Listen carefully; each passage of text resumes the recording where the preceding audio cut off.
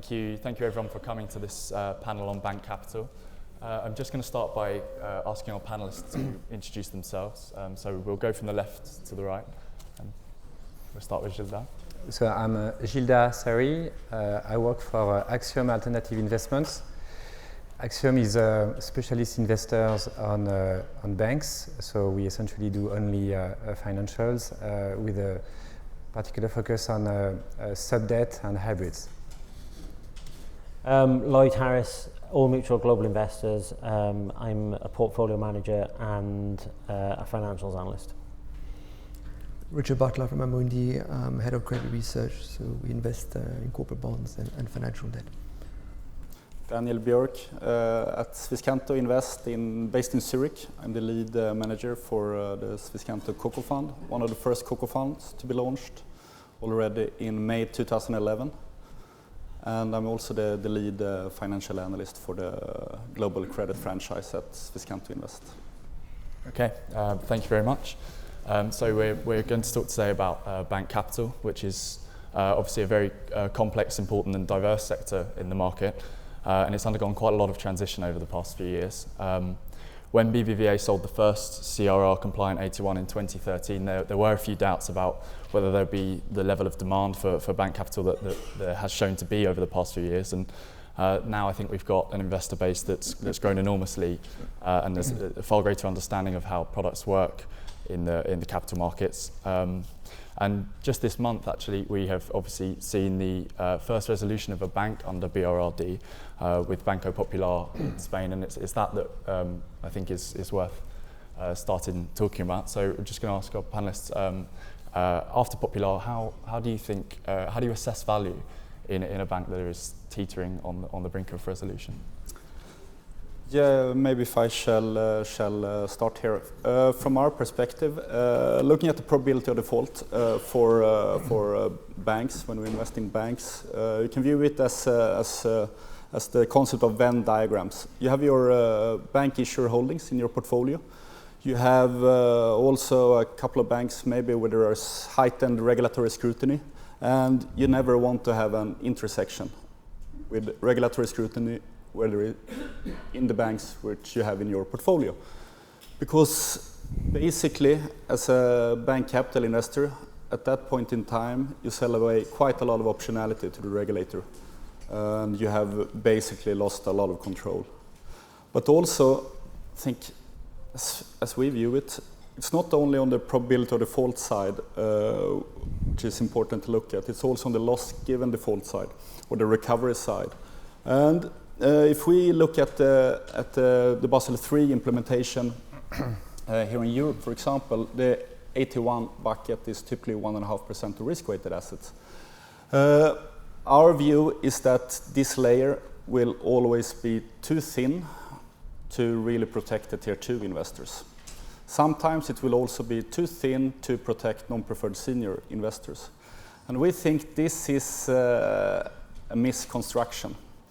We think, for example, that the new Swiss too big to fail rules with a Tier 1 bucket of high trigger COCOs above 4% is better, because then there is certainly some protection for the more senior classes in the capital structure.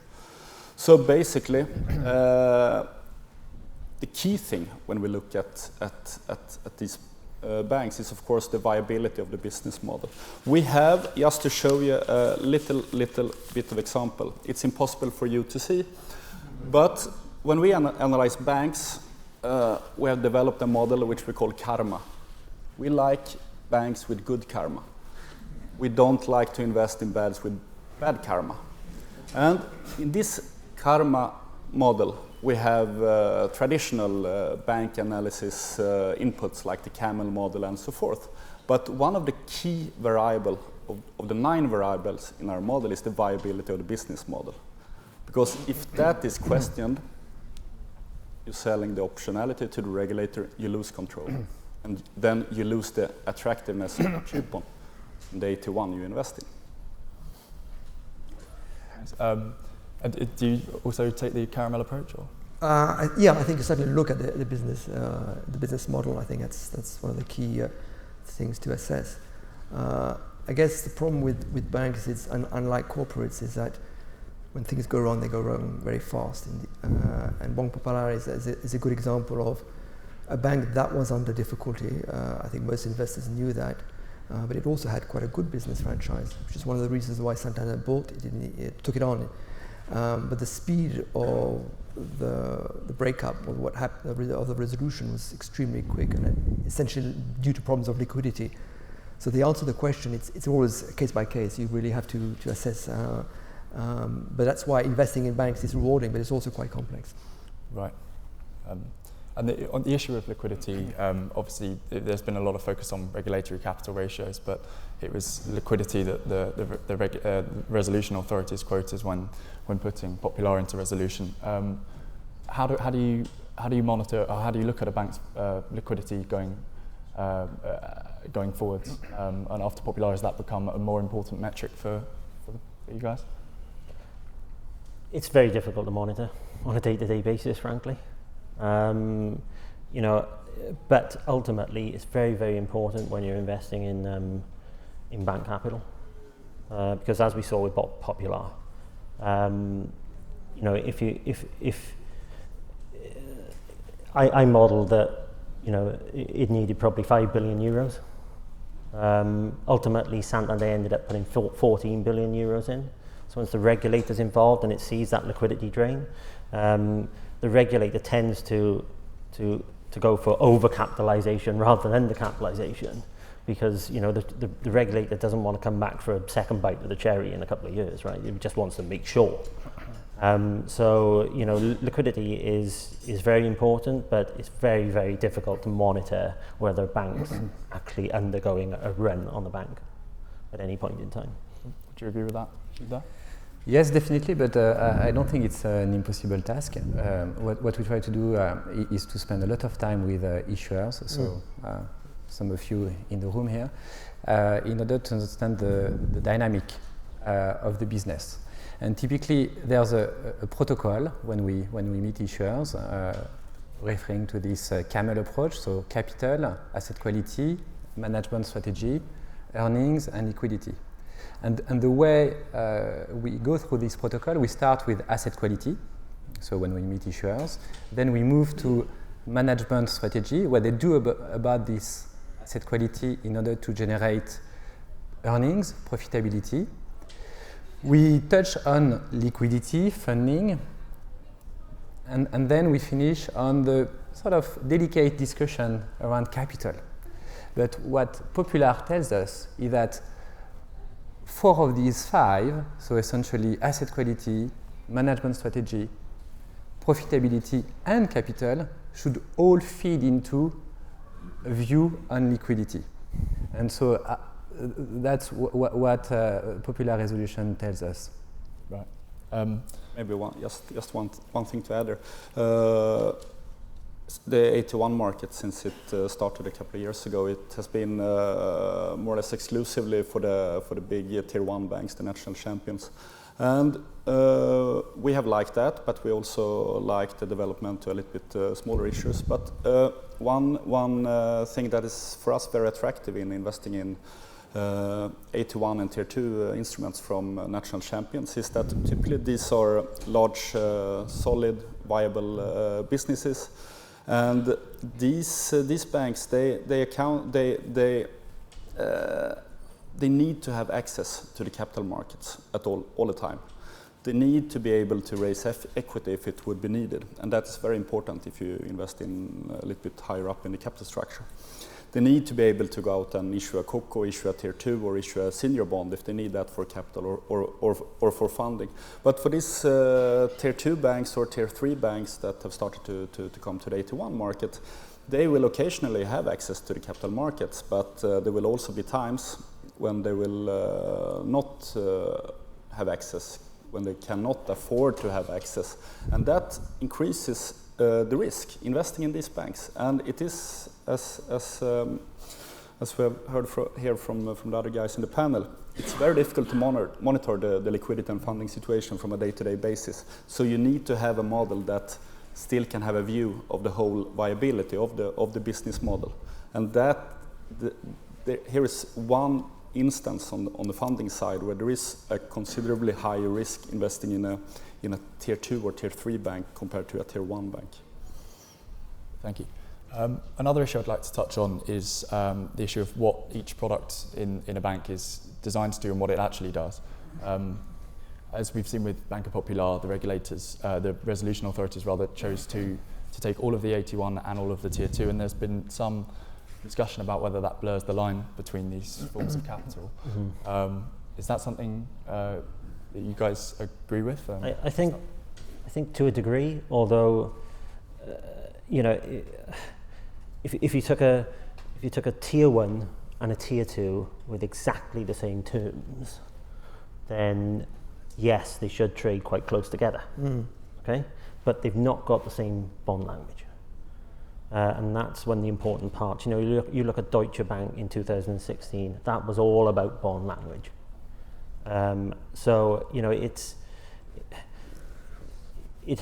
I don't think it's changed anything. I don't think we ever thought that a bank would mechanically go down through, you know, coupon switch off, then get to trigger level, then, you know, get capital topped up a bit, then go to gone concern capital. I mean, you know, it's kind of laughable that actually happens. It ends up as a run on the bank because confidence drains from the bank. But nonetheless, I don't think you can completely discount the bond language, the difference in bond language between an AT1 and a tier 2, because, you know, tier 1s behave in a different fashion because of these metrics. They're much more correlated to equities, and you can see that as soon as there's pressure on the equity markets on bank stocks, the first thing that widens immediately is the AT1 debt. And so I think probably the question you want to ask yourself is, are we getting paid correctly for tier 2 debt? And I think there are a number of investors who've seen what happened in Banco Popular, where both asset classes got wiped out, and you're saying, well, why should I hold a tier 2? You might as well go for the AT1s. But the problem is that AT1 is, to some extent, a non-investable asset class. At least it's non-IG, and a number of investors can't buy the debt, such as insurers. A lot of investors outside Europe have bought AT1 indiscriminately, and I think it makes it a different asset class. And we shouldn't forget about non-preferred senior now either, because we're not only talking about tier 2 future. We're talking about, you know, if you've got a bank that's got non-preferred senior, we're talking about tier 1, tier 2, and non-preferred senior, quite possibly in a resolution event. Just, our view on the differences between tier 2 and tier 1 is mainly like this. If you view both as a loan, the tier 2 is a loan, the AT1 is a loan, then there is more or less the same credit risk in both. You have a little bit higher coupon cancellation risk in the AT1, but basically the issuer default risk is, for us, more or less the same. Both could be bailed in outside of a resolution according to the prospectus. But if we add other types of risks, for example, mark-to-market risk, then the volatility should be higher in the AT1 because it's more correlated to equity markets. If we view different kind of technicalities about rating considerations and so forth, then it's different. But if we just look at the issuer default risk or the credit risk, for us it's more or less the same. Although one pays more or less the double the credit risk compensation than the other. But basically, sorry to repeat myself, but basically for us it goes back to the viability of the bank we invest in. If we deem a bank be viable, we are very happy to invest all the way down in the capital structure. If we deem a bank not to be viable, we stay out regardless where we are in the capital structure. For us, it's not really worth the risk. Do you agree with that? Well, for me, there's a clear differentiation between tier 2s and additional tier 1s. You mentioned credit or fixed income. Additional tier 1s are not fixed income instruments. And many people will disagree. They are issued as fixed income, structured as fixed income, syndicated as fixed income, traded as fixed income with accrued. They are taxed as fixed income. They are rated as fixed income, but they are not fixed income instruments. So They've got the downside of equity and the upside of fixed income. On Popular, it was the downside of equity that they got. Tier 2s, in essence, are credit instruments.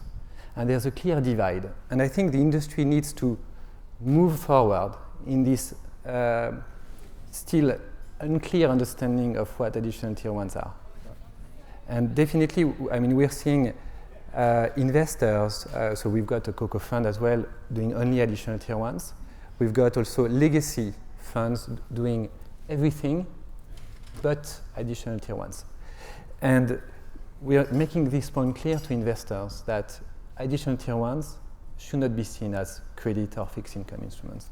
And if they shouldn't be seen as credit or fixed income, just noting the performance of 81 this year, spreads have tightened, spreads have tightened enormously, I suppose, across just the first 6 months. Are you reaching a point where it's sort of hit the low, or do you think there's room for?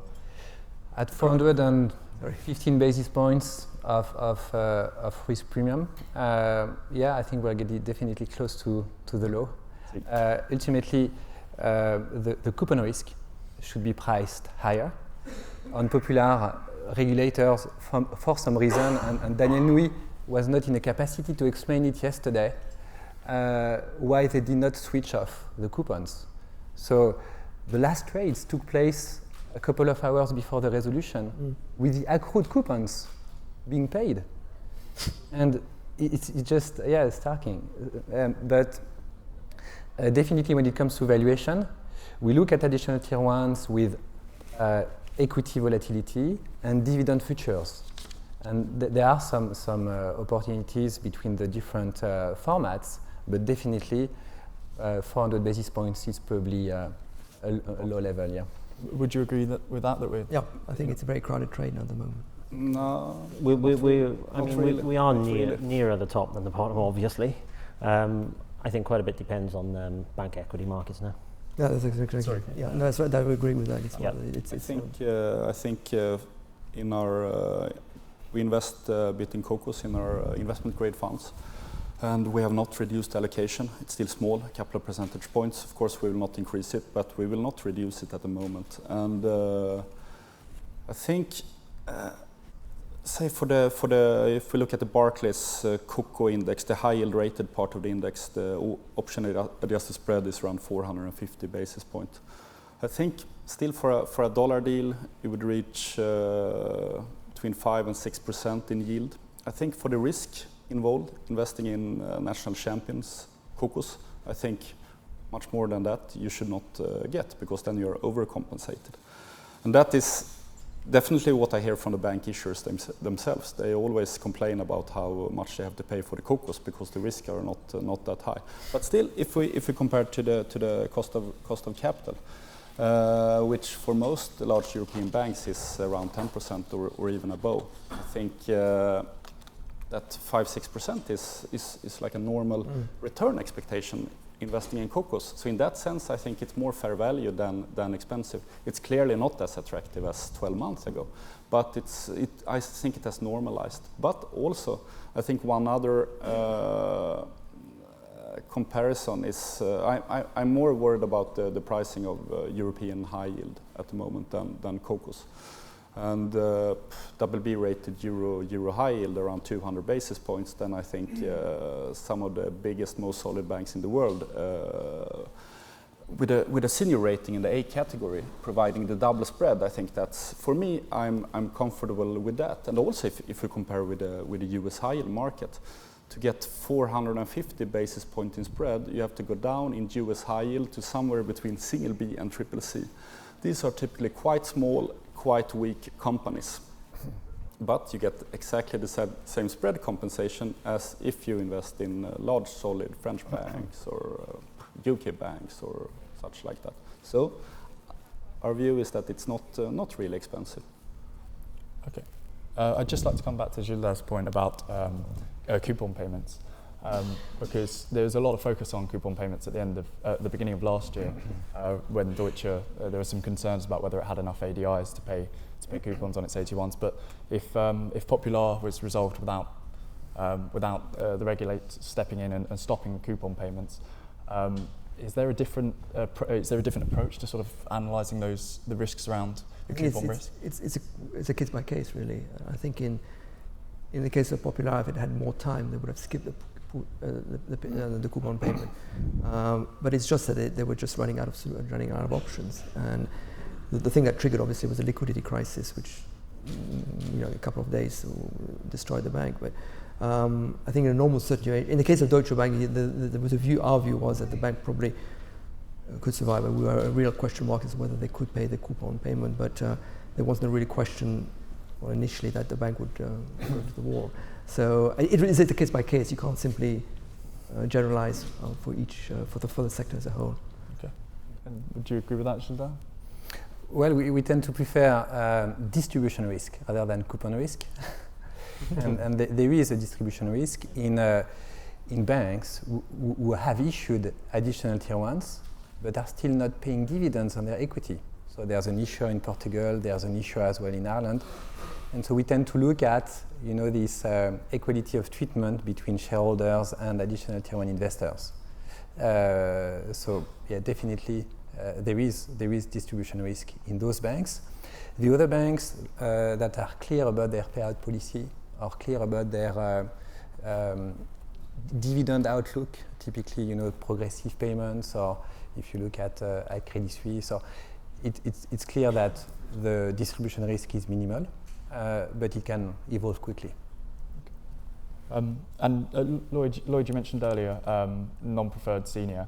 Yep. Obviously, there's been an evolution in bank capital structures to include new types of bonds, including non-preferred senior and also holding company level senior bonds. And there's a bit of a debate, I suppose, about the function they play in the sense that they are there to absorb losses and perhaps what returns they should offer. Do you think there are many opportunities in that part of the capital structure?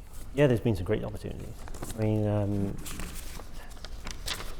is there a great deal of difference between investing in a holdco senior and a corporate bond? If you get your decision wrong, you get equity, or you get nothing.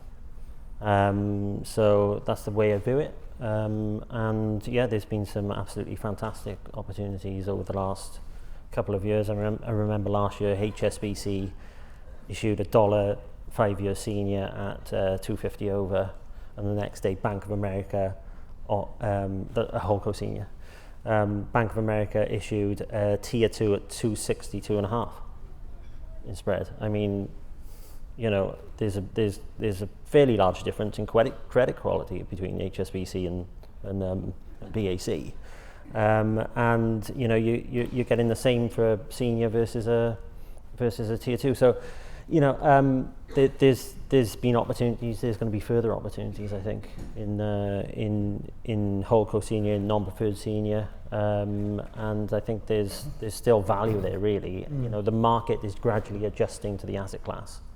There's still a wedge between holdco senior in the US and holdco senior in Europe, rightly so, because the technicals are more favourable in the US, but that will compress. And I think it's still an attractive asset class. I fully agree. This time I fully agree, and our view at the moment is that we are not that excited about tier 2 in banks. We are more excited still about AT1s and also the new type of seniors, the holdco seniors and the non-preferred seniors. And for us, this is going to be very, very attractive because it's quite a lot that will be issued going forward. So it's going to be a bigger part of the benchmark, and investors are going to need to participate if they haven't already started.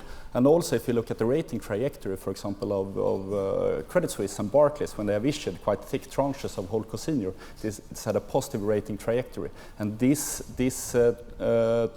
trend should also come for the non-preferred seniors. And we also like to compare the US holdcos with the European non-preferred seniors. And one main difference is that there is actually a difference in probability of default between tier 2 and tier 1, between tier 2 and non-preferred senior here here in Europe, while it's exactly the same probability of default between a senior and a tier 2 in the US. In the US, the only case there could be a default if there is a bankruptcy or a liquidation of the bank. Or of the holdco. But here in Europe, as we know, a tier 2 could be bailed in outside of resolution, which could not happen for a non-preferred senior. So actually, the probability of default for a European non-preferred senior is significantly lower than for a Euro tier 2. And still, the difference in spread, for example, for French banks between tier 2 and non-preferred senior is a ratio of only 1.2, which is the same as for the US banks, although the European have lower risk. So for us, this is super attractive. And we also like to play the tier 2 versus the non-preferred senior. We like to play the non-preferred senior versus the preferred senior. We like to play the different currencies. For example, we really like sterling holdco bonds. We like to play the regional differences. For example, a spread pickup in Crédit Agricole of 30 basis points or 40 basis points over Bank of America for a similarly rated bank. We think that is very attractive. And do you view the risks as similar to that, Richard? And do you think that investors are being paid enough? That's a good question about whether, I'm not sure whether they're being, because the premium, at the moment they're being priced essentially as a premium to the senior, and it doesn't necessarily reflect the issue of fundamental.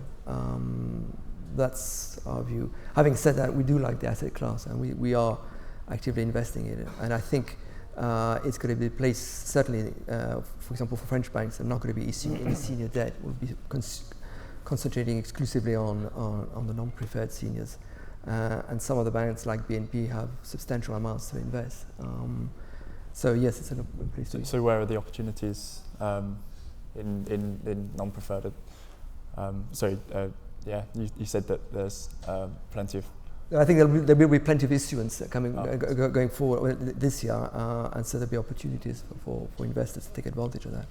But I think, though, it's very important to really be aware that while AT1s and tier 2s are real capital, it's a capital instrument. The non-preferred seniors and the holdco are really a hybrid between funding and capital. Could quickly go from a funding instrument to a capital instrument. And there are investors, most likely not so many professional, sophisticated investors, but I hear investors from the private banking world that buy whatever, UBS holdco or Credit Suisse holdco or Barclays holdco, and say, oh, a nice pickup over the interest rate on the cash account. But they need to be aware this could be capital instruments that could be bailed in the end, if it goes very wrong. Well, I think that's the problem with a lot of investors. They just buy the instrument because of the yield until it kills them, and then that's it. But I agree with that. Yeah, at the point of non-viability, non-preferred senior is a COCO. Is it? You know, so you just got to kind of remember that. Yeah. And this is why I disagree. Actually, I don't see any value in a non-preferred senior. Non-preferred senior, the DCM bankers have done an amazing job. It's a fig leaf for preferred subordinated. So for us, it should be seen as tier 2. So as Lloyd said, definitely exposed to resolution. We much prefer looking at the cap structure and actually going at the sub-level on issuing entities that benefit from structural seniority. So for example, in Lloyd's, we prefer Lloyd's Bank tier 2s to Lloyd's holdco seniors.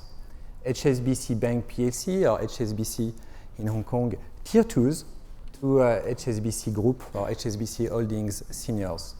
We prefer NatWest tier 2s or legacy tier 1s to RBS Group holdco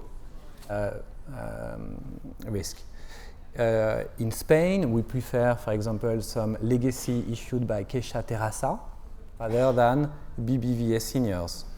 UniCredit, we prefer Bank Austria Kreditanstalt tier 2s issued out of Austria rather than UniCredit seniors.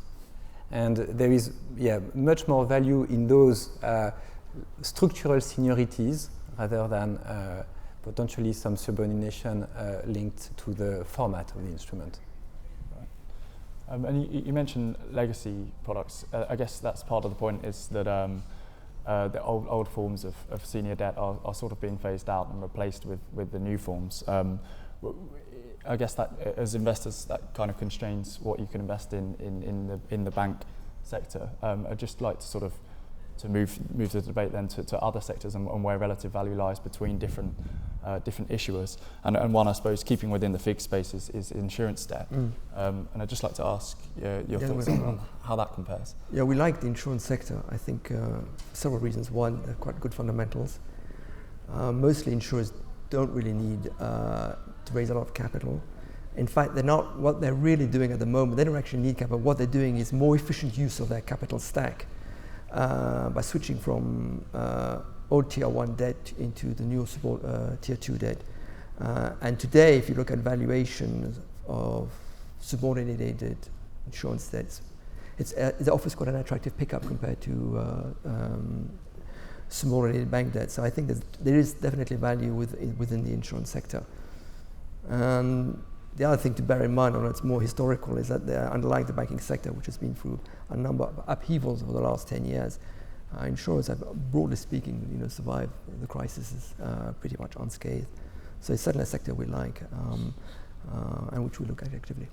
Yeah. I kind of agree, really, in terms of the fundamentals of the asset class, although of insurance, but RT1, which is the insurance equivalent of AT1, is actually quite a difficult asset class to invest in, mainly from a modelling perspective. Solvency ratios in insurance are very opaque. It's different to banks where you can actually back calculate a core equity tier 1 ratio and stress it. To actually do that to an insurance solvency ratio is a little more difficult. So to invest in RT1 versus AT1, I'd like to be paid a lot more, and I never am. So that's why I've never invested in any RT1s. But generally, I think insurance, certainly sub tier 2 and senior looks pretty good. I think the sub 2 tier 2 debt for insurance offers 110 basis pickup today compared to what was it 3 years ago? It was about 50 basis points. So I think there's still some tightening there. I think we think it's quite attractive. But it is, you're right about the modelling. It is complex, and that's why I think some investors are more cautious perhaps investing in that asset class. Still, the RT1 asset class is still very, very tiny, and it's difficult to say really how much it will grow, because the need among large insurance companies, which are the main issuers in the market, doesn't seem to be that high. But in general, if you compare insurance capital and bank capital, our view is that there are certainly attractiveness in both, but we view insurance capital more as a good fit for our investment grade portfolios. We see it more as a buy and hold investment. It's in the public market. It's clearly fewer insurers that are issuing compared to banks. Not least Europe is overbanked compared to overinsured. But and also typically these insurance companies that are making use of the public markets, they are very big, very strong. So it's good, really good buy and hold investment, also from the rating perspective. And really, to get a very attractive carry pickup, you don't really have to go into particular difficult names. You can really stay with Allianz, AXA, Swiss Re, more or less that, and you have quite nice exposure. While on the other hand, bank capital, we view bank capital, that's of course more attractive for a more financial capital focused product, because it's much more uncertainties regarding banks, regarding regulations. It's more uncertainties regarding asset quality in certain countries, about housing bubbles. You have this funding risk in banks that you don't really have in insurers, which is from time to time the most important thing to look at.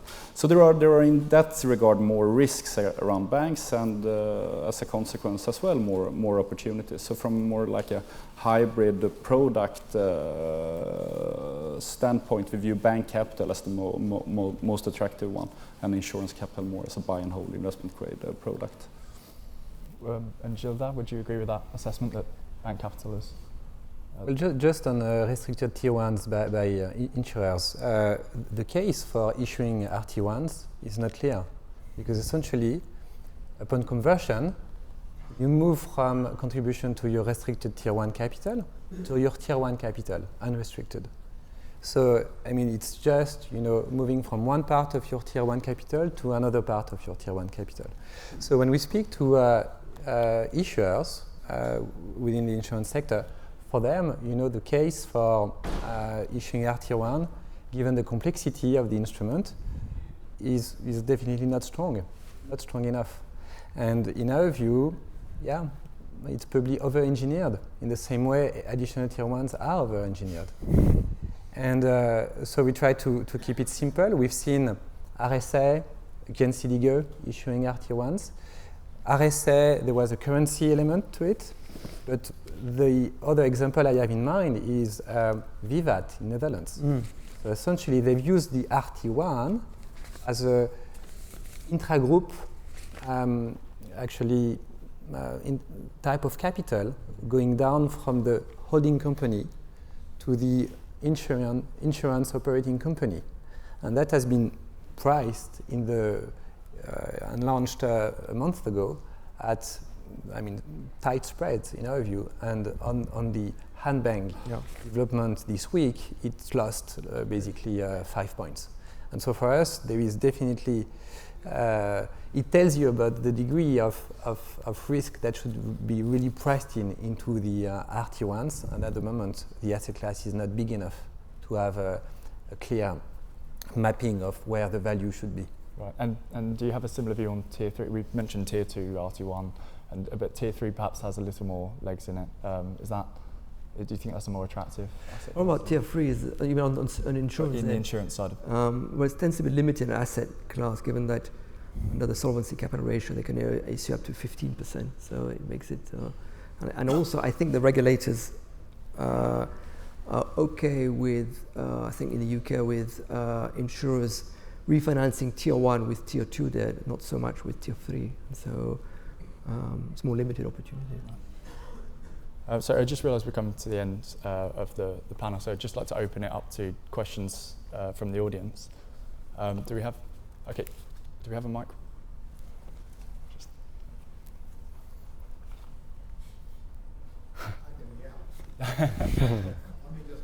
Here we are. Thank you. I'm reminded of a conference I addressed in Monte Carlo in 2006, which was dominated by discussion of CPDOs. And I said to the bankers who were on the table at the same podium I was speaking at that if nobody in the audience understood truly what they were talking about, the investors, that surely something was going to blow up. I hear all this tier 1, tier 2, RT1, RT2, it's like RTDT, and nobody has a clue what really it is. Two people at the extremes on the table who know very much what's going on and invest money disagree substantially on what is, whether tier 2 is really debt and tier 1 a non-preferred is equity. So are we headed for a blow up? Thanks for the question. Excellent question. I also like to make this travel back in history, and more or less 10 years ago it was all about the cross exposures among banks. And at the moment, for example, if you look at Banco Popular, everyone knows that Banco Popular, they have exposure to Spanish real estate, they have exposure to Spanish SMEs, to Spanish mortgages, and a bit of Portuguese lending. And at the moment, big topic for the regulators is that 10 years after the great financial crisis, the regulators haven't even come to a conclusion about risk weightings, common risk weightings among different geographies. And a little bit jokingly, we can say, of course, if we look at mortgage-heavy banks like Swedish Swedbank or UK Nationwide, we understand why they need to have such a high capital ratios, because they have very low risk weights. But investors investing in these two banks, they know as well that, or they expect that exposures should be to either Swedish real estate market for Swedbank and the UK mortgage market for Nationwide. But investors would be very, very surprised if any of these two banks had exposures to hospitals in Russia or some other risk factor that was not really expected.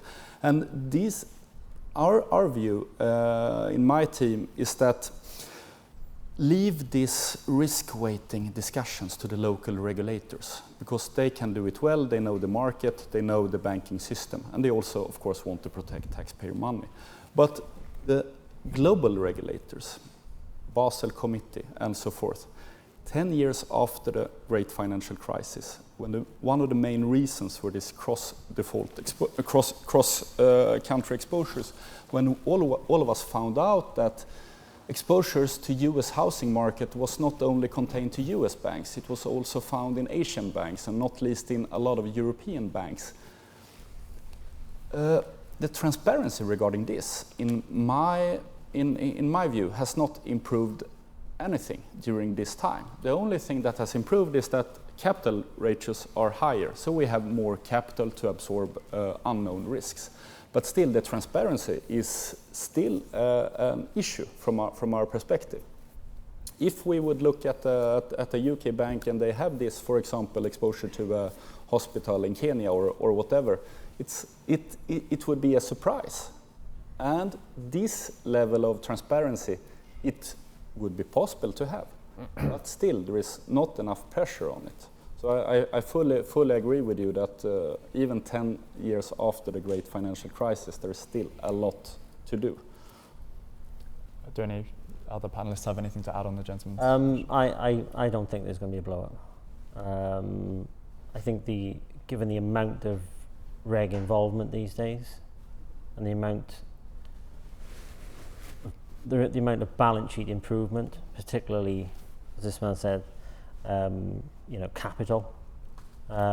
Yet there's always going to be risks on a balance sheet that bank balance sheet you don't know about. You can't know about all of them. You can't know about every loan. But you can do enough work, especially around surrounding capital and leverage, for that matter. I think there's been a lot of criticism of the leverage ratio, but from a bank analysis perspective, it's definitely helped to just have that simple equity over assets. I mean, it's it's just a common sense ratio to have there in the background. So I don't think there's going to be a blow up, and I don't think there's going to be a blow up of these instruments either. I mean, as Banco Popular has just shown, it probably doesn't matter which instrument you're in. When a bank gets resolved, there's going to be losses in pretty much all of them, except maybe Opco Senior, because it's still difficult. I don't know what you think. I mean, it's a fair point. I think, we often get this question simply because the sheer complexity of the sector. When you look at the number of pages of annual reports or regulations or IPO as well, memorandum. So the sector is complex. And we try, for our own benefits, but also for our investors, to just keep it or make it simple. And what we are seeing is definitely an overshooting of this complexity, and that's pulled by regulators that are so nervous, so frustrated as well with the history over the past 10 years, where some things have happened in a way that should not have happened. Hybrid investors getting par back on their hybrids on banks that received tens of billions of taxpayers' money. So regulators come back with a revenge. And definitely they want to make the rules clear that bondholders are potentially on the hook. And there is this overshooting on the complexity, because they have to do it in order to sort of justify the way bondholders can potentially be liable for losses. But I don't think we're going to go for another blow-up. In my view, what we're getting is just dispersion. And that's what we've got with Popular. That's potentially what we're going to get with the Venetian banks in Italy, maybe with Monte Paschi. But the key is dispersion. So as in the corporate world, when the credit metrics are not good enough, you just simply have one issuer deteriorating without taking the rest of the sector with him. And this dispersion element is key because that's definitely new, and that did not happen during the crisis 10 years ago, where everything was moving in contagion with the rest of the sector. So dispersion and differentiation across issuers, and that's where the credit work is key. And I think just to illustrate something about banks, and we always criticize about the taxpayer helping out banks. But I was reading that just the top 5 US banks paid out $120 billion in fees and legal costs, and it's about the same in Europe for most of the banks. So that has destroyed a lot of capital among banks, which they're very constituted.